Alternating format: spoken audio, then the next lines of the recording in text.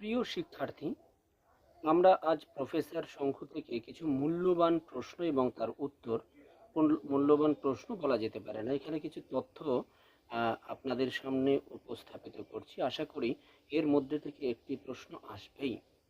প্রথমে আমরা প্রফেসর শঙ্কুর অর্থাৎ বোমযাত্রীর যে ডায়েরি রয়েছে, অর্থাৎ শঙ্কু সিরিজের যে প্রথম সিরিজটা, তার কিছু তথ্য আমরা জেনে নিই।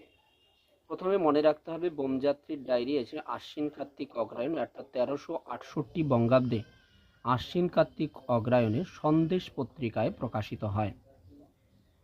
প্রথমে আমরা যেটা দেখছি যে সুন্দরবনের মাথারিয়া অঞ্চলে যে উল্কা পড়েছিল তা কলকাতার জাদুঘরে রাখা উল্কার থেকে দ্বিগুণ বড়।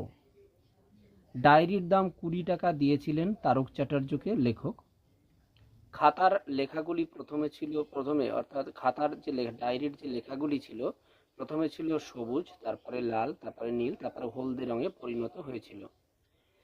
খাতাটা 5 ঘন্টা উনুনের মধ্যে রেখে দেওয়ার পরেও কালির রং কিন্তু এতটুকু বদলায়নি, অর্থাৎ যেমন ছিল তেমনই আছে।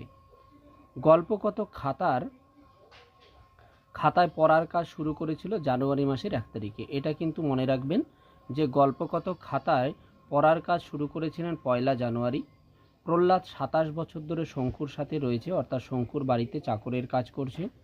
গল্পে প্রাপ্ত প্রহ্লাদের ওজন 2 মণ 7 সের, শঙ্কুর ওজন 1 মণ 11 সের এবং বিদুশেখর হচ্ছে 5 মণ। রকেট 20 মণ পর্যন্ত ভার বহন করতে পারে।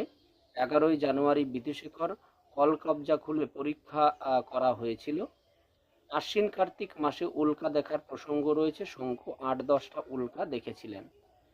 উল্কা পড়ার গুলঞ্চ গাছের ফুল দিনের বেলায় কালো এবং রাতের বেলায় ফসফরাসের মতন জ্বলতে থাকে। আর 13 জানুয়ারি ভোর 5টায় মঙ্গল যাত্রার কথা বলা হয়েছে।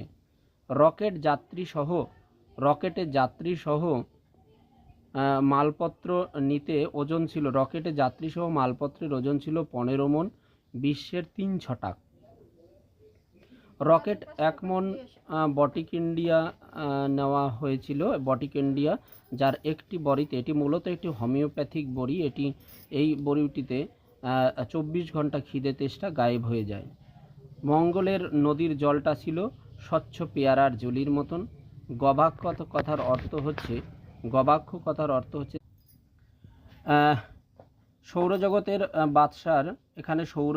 বাদশার উৎসব আতপবাজির খেলা। লাইনটি হচ্ছে বোমযাত্রীর ডায়েরি থেকে নেওয়া হয়েছে। গল্পে টাফা হলো একটি, এখানে